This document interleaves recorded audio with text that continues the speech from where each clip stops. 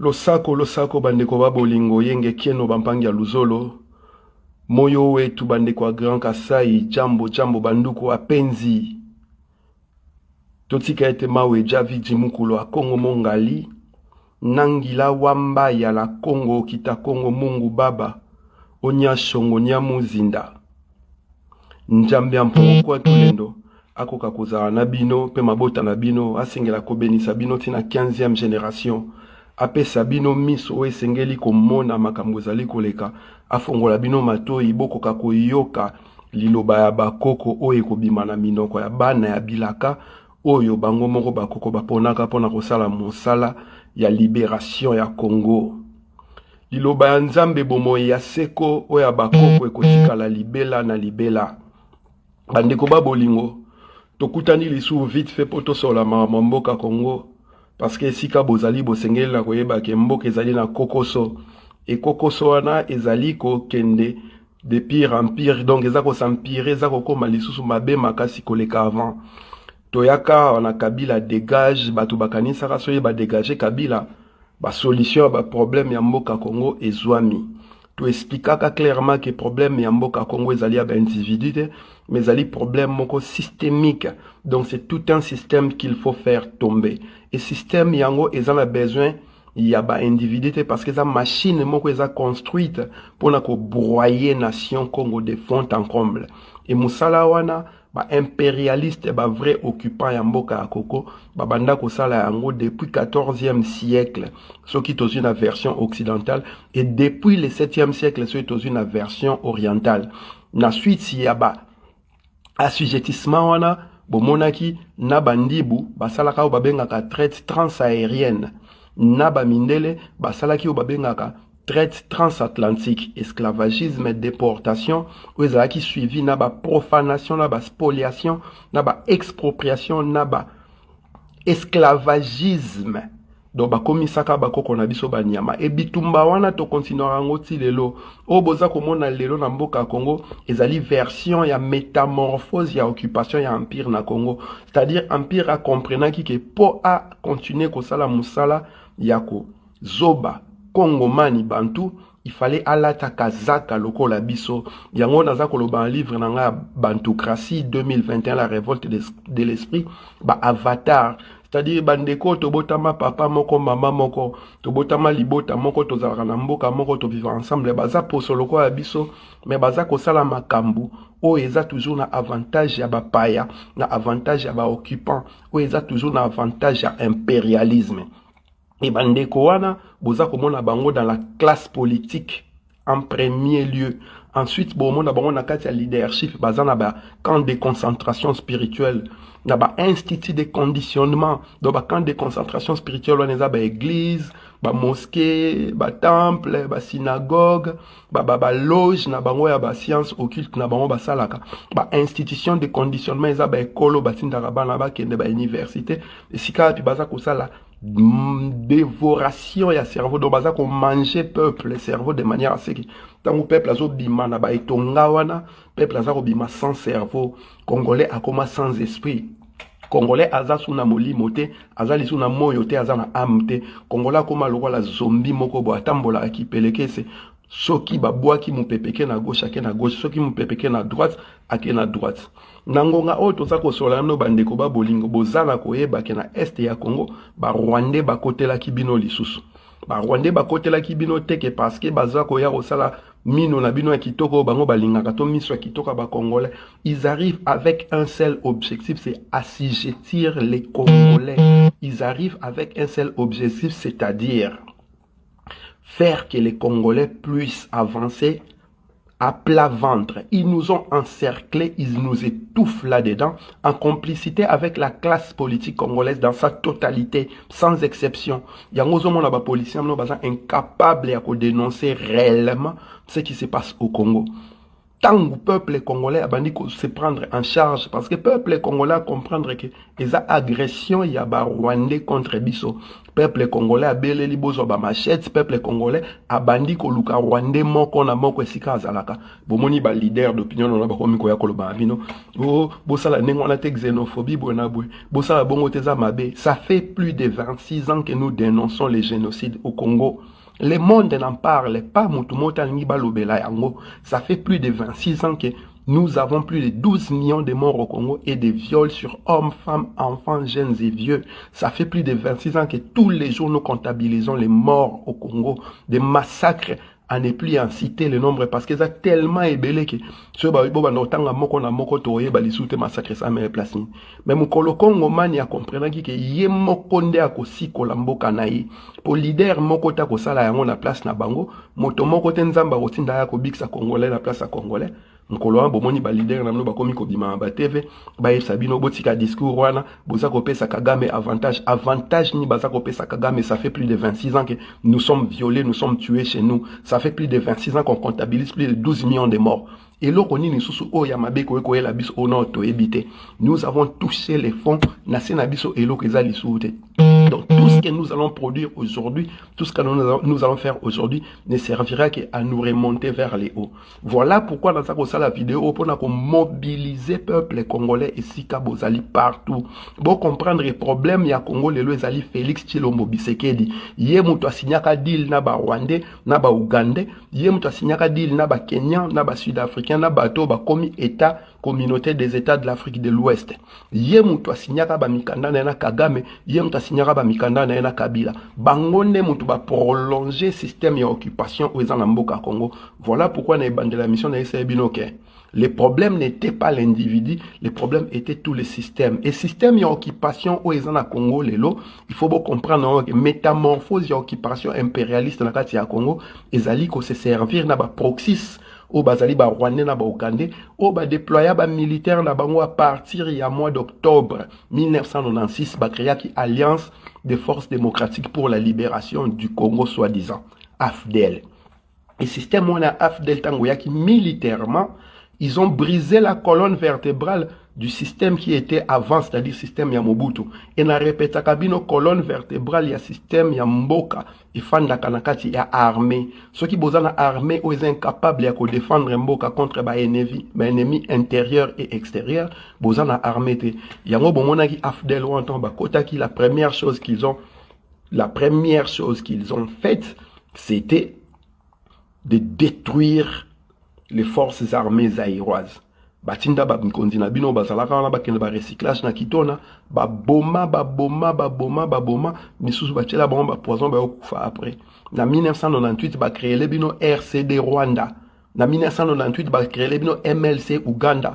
Na 2001 ba sali mixage, c'est-à-dire bato ba créer ki AFDEL ba boti RCD Rwanda, ba boti MLC Uganda. Parce que Laurent Désiré Kabila a bengana bango en 1998. Yango temps ba yeko sa ba négociation ba sali ba brassage ba mixage, les mêmes militaires qui composaient l'AFDEL bango la bazana RCD bango la bazaki na MLC bango la ba ki ko sangana lisusu ba yeko sala FRDC. FRDC on a rappelé abino la kisi force armée rwandaise déployée au Congo. Tango na lobaka parce que na zangi respect na ba militaires zaïrois congomani o bazakuna. Na zakolo bango parce que armée et fonctionnaka na chaîne ya commandement. Armée eza mibeko ekweyaka. Armée fonctionnera selon mibeko. Si ko se botali structure ya force armée rwandaise déployée au Congo au bobenga FRDC bo monaki la plupart des commandants, la plupart des officiers au bazwaka bazora ba décision na armée wana au monde ba uta na AFDEL ba uta na RCD Rwanda ba uta na MLC Uganda ba uta na ba mouvement périphérique au Rwanda Uganda ba organisa na est ya Congo pour na ko déstabiliser mboka. Si ko structure militaire wana eza FRDC, vous pensez que structure wana egoye ko zo ba décision ya solo pour na si ya ko siko la mboka. Colonne vertébrale et système ezali na kati armée.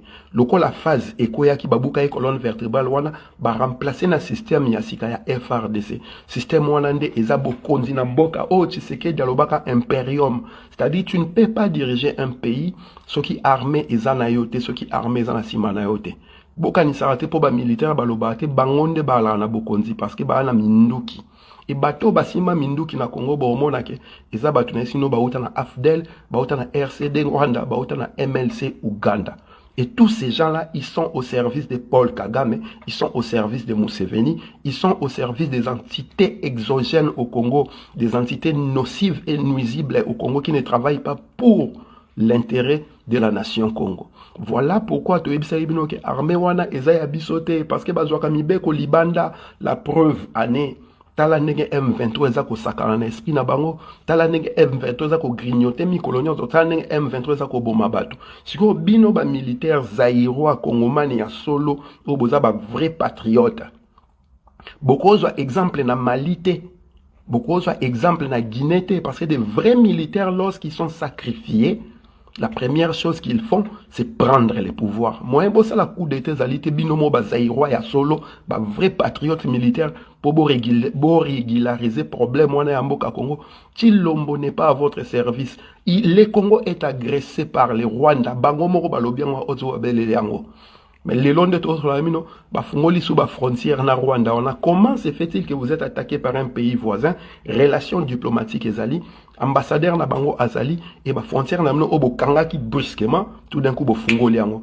Et na Kenya place à Kenya kuna akeko signé accord quoi? Les troupes de la communauté est-africaine et ya na Congo. Communauté est-africaine on ba troupes goya na Congo, ba troupes ougandaises, ba troupes kenyanes, ba troupes ya Sud-Soudan, ba troupes rwandaises, c'est-à-dire les mêmes éléments qui foutent les bordels au Congo, ba yana casquette mususu. Bazoko samino M23, M23, M23. M23 existe à kate ezali Rwanda Defense Force. Force armée rwandaise nde attaque Rabato. So eza Rwanda Defense Force te ezali UPDF, UPDF ezali Uganda People Defense Force, Force de défense populaire ougandaise. Donc bato bazako sa désordre na est ya Congo, eza bato ba pesa ki Chilombo bokonzi. Vital Kamerhe oyo bino nyonso bomona ki moyibi ndenge bimaya na miso bato nyonso. 457 millions de dollars et Limweka Kaboué, Vital Kamerhe est acquitté au moment où nous sommes en train de vous parler. Personne ne se pose la question de savoir où sont passés les 457 millions de dollars du projet de 100 jours. Inspecteur Nabino Obenga Rasoki Gilles Alinget Oazalwam dans la constipation. Il était là bouillonnant, faisant du bruit partout. Si 457 millions wana, oyo, et bungi pour un projet à 100 jours. Et quelqu'un a comme si cela ne suffisait pas, Bozongeli lisusu, posture Nabino à subalterne vis-à-vis à Belgique. Belgique, oyo, depuis Léopold II, Aza responsable, il y a millions de morts au Congo, oh, justice na le salamate, réparation et salamate. Ba elibino bike konabino ya lokuta, oh, ba yibaka et pas labino, ba yibaka on a ba condition, oh, bino boyena, et sinon spoliation, profanation. Ba bikeko o eza na interviren wana eza ba bikeko te ko ba ki kozwa de la manière ya osa échange. Ils ont pris ça par la force. Ils ont profané les tombeaux, ils ont profané les hôtels des familles, ils ont profané les rites de la tradition bantou. Et tangu ba yiba ba bikeko wana État indépendant du Congo, République démocratique du Congo, Ezalakate. Ezaka État indépendant du Congo. Ils ont volé ces statuts-là dans des tribus, dans des clans, dans des royaumes. Quelles sont les tribus, quels sont les clans, quelles sont les familles spoliées qui ont été contactées pour vérifier ce qui est Kekoana et Zapenda Yabako Konabango et Zongaki. Famille mon côté, tribu mon côté, clan mon côté. Royaume ni ba contacta qui ata roi moko boy. Aya ko expliquer que bikeko o ezabso parce que biso ba kokona so ba no sa bikeko pour esthétique te. Ba no sa bikeko te pour ezala kitoko na ndako to ba tia na musée. Eza ba objet utilitaire et fonctionnel. C'est-à-dire ezane ko porter ba milimo, ezali ko porter histoire na biso, ezali ko porter message o ya ba kokona biso dans le passé, ba transmettre les futurs. Bazui babike kwana baye ba enchaîner yango na terre virene, ba enchaîner yango na ba mise na bango, ba kotisi yango na kati ba cage. Et tant baye kozong sa bino, ba ke batiki yango liso na kati cage moko. Et bino bozana bozako sepela. Comme si cela ne suffisait pas. Pendant que vos frères et sœurs congolais à l'Est sont en train de mourir tous les jours par les soubresauts rwandais, en accord avec Félix Tshisekedi, Et là, on y le 30 juin, ça la fête, borobina la stade des martyrs, pour nini wenge et sangani. Peuple ya ndenge nini eloba les chouchous de la diaspora boketu premier. Le pays est en train de mourir. On est en train de tuer tous les jours chez vous. Le pays est en guerre. Et vous allez vous retrouver le 30 juin pour ça la fête bobina, là pour un orchestre qui est déjà périmé. Où il atteignant déjà âge de péremption qui ne vaut plus rien du tout aujourd'hui. Au lieu de mobiliser les peuples, au lieu d'appeler les peuples à la révolte, au lieu d'appeler les peuples à la défense de la nation. Lorsque le pays est agressé, lorsqu'on tue chez vous, lorsqu'on viole chez vous, même xénophobie comme défense est amoukier. Attaquer les agresseurs, chasser pour chasser les agresseurs, et la légitime défense. Donc, ce qui est là, comme ko luka ba Rwanda wana, ba Nyarwanda wana baza ko sa bino moite, eza droit na bino. Mutu mota ya ko sabino ke eza mabeza xénophobie, te parce que argument ya ba tutsi wana eza la rara, boza na xénophobie, boza ko boma bino. Siko ba leader na bino, tant baza ko ba bino ke vous êtes dans la xénophobie, eza mabe bona boy. Vous ne pensez pas que ba leader wana ba corroborer thèse ya ba agresseur na bino parce que posture wana ya victimisation ba Rwanda mutu bazwa ka yango. So ka ba bondo toucher bango parce que bango bazwa agresser bino. Ba ngi ba ça génocide et comme xénophobie et vous avez des leaders congolais qui viennent corroborer cette thèse là donnant en même temps raison à Kagame. Voilà comment vous êtes vendus. Aucun leader na Congo asa au service du peuple congolais. Ce sont des avatars. C'est la réincarnation de l'agresseur qui ressemble à vous. Donc, bon, on est le roi de Konabino, aoloba le roi bino, sola le roi bino, mais azabino te, aosel agresseur nabino. Bon, bisanga ba koti na ndako na mno bazako violer, bazako boma, bazako exproprier, bazako yiba. Et bino beaucoup ko se défendre te. Lorsque le pays est agressé, occupé, vous avez le droit de prendre des machettes, des likonga, et le cognon sozanango et permettre de défendre mbokano au sela yango. Maintenant, pour comprendre le niveau de trahison, on a, botala ba parlementaire debout na bino ndenge baza pour chasser. Baza pour chasser pour quelle raison? Parce que batelemeli occupation rwandaise, parce qu'ils ont appelé les peuples na mobilisation contre occupation rwandaise wana. Ils ont manqué du respect à la femme congolaise. Bafinga Olive Lembe, Bafinga Janine Mabunda, Bafinga Eve Bazaïba, Bafinga, Basala Bango Elote. Mais mon coloca Pétu wana Gilles Moniera Lobela qui marambu ya Rwanda, c'est ce jour-là qu'on a embarqué Bakene la Makala. Ce que yom tote les marana balabala parlementaire de Bozo défendre l'imbondo Tshisekedi. Tu ne comprends pas que Tshisekedi vous a vendu, il vous a sacrifié à l'hôtel du pouvoir. Tu ne comprends pas que traître à Liboso na mbokana eza Tshisekedi. Yo militaire o ozako ke bunda guerre, ozwi mbongo ya malongate, ozwi motivation ya malongate, ozwi logistique ya malongate pour bunda. Et puis yo militaire o nakati ya front, ration ya malonga ezate famille na yo subvention ya malonga ezalite. Ozako ke na front o ebike ba chef militaire na yo baza ba masuwa ya bato bozako bundisa. Ozomona te bazako sacrifier yo, bazako tinda yo o le kambeka. Ministre ya défense ya RDC na ministre to solamno bandeko auta na RCD Rwanda. Vous pensez que muta auta na RCD Rwanda akoye ko tinda bino boke ko bundisa ba masuwa na bango po basi ba masuwa ya Gilbert Kabande zaba sulutani Makenga ezaba kunda batware ezaba bato baza ko tirer ba ficelle na sima M23 wana. Ba masuwa ya ba Gabriel Amisi wana batango fort bangwana po yepa auta na RCD wana.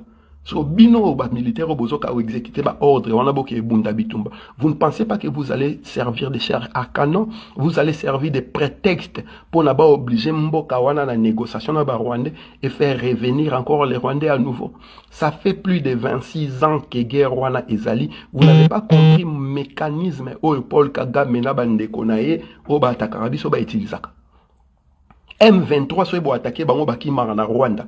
Soit bo komi la frontière bosuki bozongi. Alors que Kagame ça fait plus de 26 ans et samlo kaza ko attaquer ba FDLR et pas na bino. So bino ba militaire zaïrois. Bo soit conscience que ceux qui M23 ou ta Rwanda et que Kagame alandaka ba FDLR na Congo, bino pe na droit ya kolanda M23 si na Rwanda. Pareil, Museveni alandaka ba ADF na Lunae na Congo. Et bino boza incapable ya Rolanda ba rebelle wana na Uganda. Bota bunagana ndenge koi.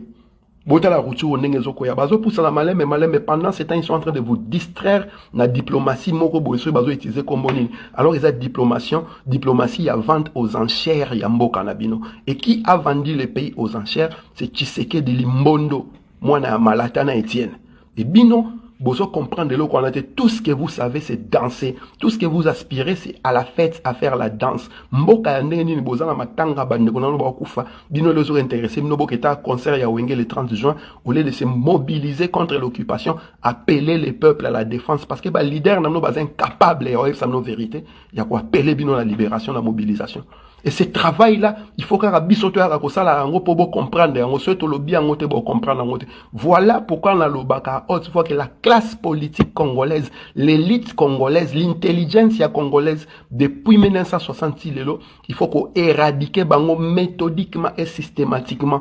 Il faut ba leader baza makila ya sika.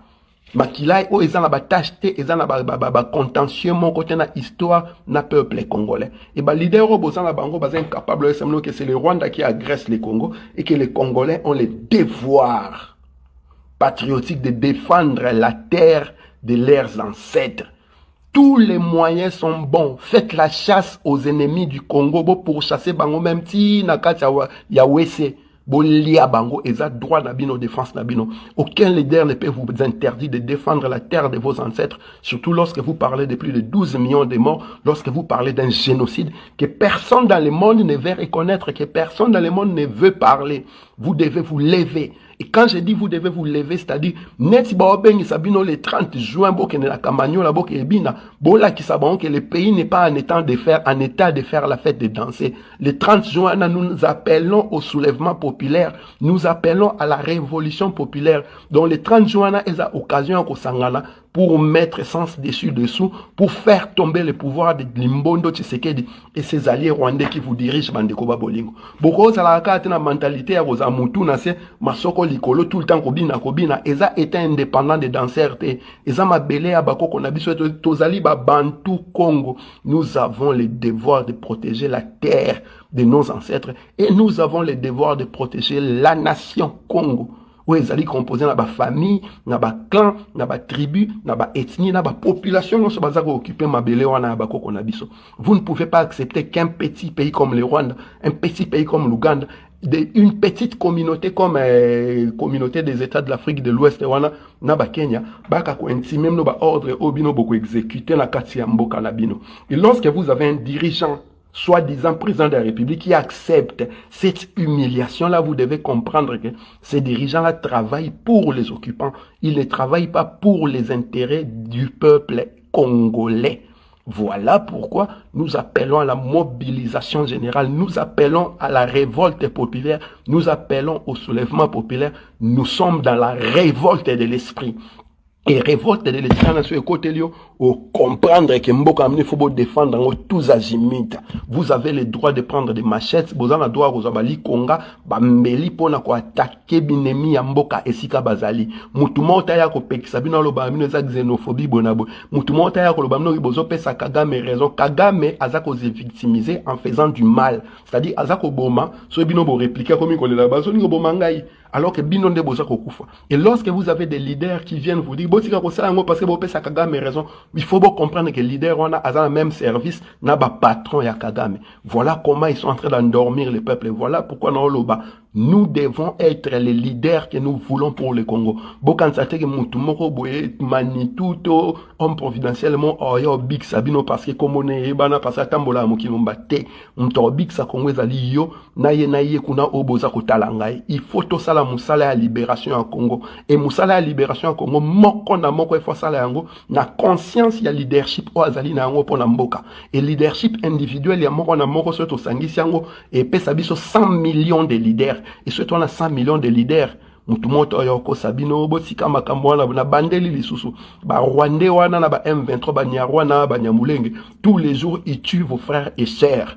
Vous êtes dans votre droit, vous êtes dans le devoir de faire pareil, de chasser ces occupants-là. Ils ont légitime défense. Ils ont xénophobie, ils ont koutouté ko protéger ma belé nabino. Et nous attendons à ce que va soi-disant leader Rwanda au Bozana Bango va tenir discours Rwanda. Le 30 juin, nous appelons le peuple à la mobilisation générale. Na Kinshasa, le roi rendez-vous en stade de martyr. Le 30 juin, wana ezala lokola le 4 janvier 1959. Beaucoup dans le stade wana po bobina te, mais beaucoup dans le stade pour na kobanda révolution, pour la libération en Congo. Et révolution pour la libérer Congo, vous devez cibler les gens qui tiennent le pouvoir et ceux qui sont en train de vendre les pays. C'est-à-dire les mbondo, ba ministres, ba généraux, ba zalakawana, na ba famille, na bango, ba zako kote la bango, alors que beaucoup vous crevez, beaucoup fanzala, miko nyonso, boebi elo nya oliate, mais vous voulez danser, boana courante, boana maïte, boana banda kwa malongate, soit mboule beti dégâts, beaucoup ma refant dans l'environnement, comme le roi foule partout. Et vous, ce que vous trouvez génial, c'est d'aller danser Wenge et Sangani. Nous appelons à la mobilisation générale, nous appelons au soulèvement populaire. Le quoi, ben ici, nous beaucoup dans le stade des martyrs le 30 juin, pour profiter de l'occasion pour le soulèvement populaire. Et Moutouali Bosso, quoi ça? Ils allaient limbondo, tu sais que dit, parce que yem topé ça, ba Rwandais na ba Ougandais on a alibi, ba sera l'esprit nabino. N'engé mona ba militaire patriote, zaïrois, congomani, au ba na conscience. Prenez vos responsabilités. Tshisekedi est en train de vous vendre. Besoin exemple na Mali, besoin exemple na Guinée. Lorsque les politiciens ont commencé à vendre les pays et les militaires patriotes, ils ont pris le pouvoir. Ba les ans quand la bino ba militaire wana, nazakolo ba militaire oyo. Bah, on a couverture à FRDC, c'était passé, je répète encore, FRDC est allé armée à occupation. Ce qui est mort, l'imbondo qui est armé, on les a infiltrés, c'est-à-dire il y a un sérieux problème. Et pour exfiltrer, pour nettoyer armée, il faut répertorier tous les officiers, tous les commandants qui sont ici na RCD Goma, na MLC Ouganda, qui sont ici na ba force nyonso périphérique, na CNDP, na M23, ba force nyonso oyo, et bima na ba agression contre Congo, obako sabat na combo rébellion. Il faut que checker ça nettoyage. Et comme ils sont incapables de le faire, et tu dis que dans armée on a des patriotes bali ba congolais à solo bazali et nous faisons appel à ces patriotes là. Bossa Moussa Nabino. Chilombo Tshisekedi Bizimungu Pétain Wakagame doit dégager. Voilà le message na la pour Nabino bandeko ba bolingo. Mengu ba mona kimbirikiti. Métatron Ibobo.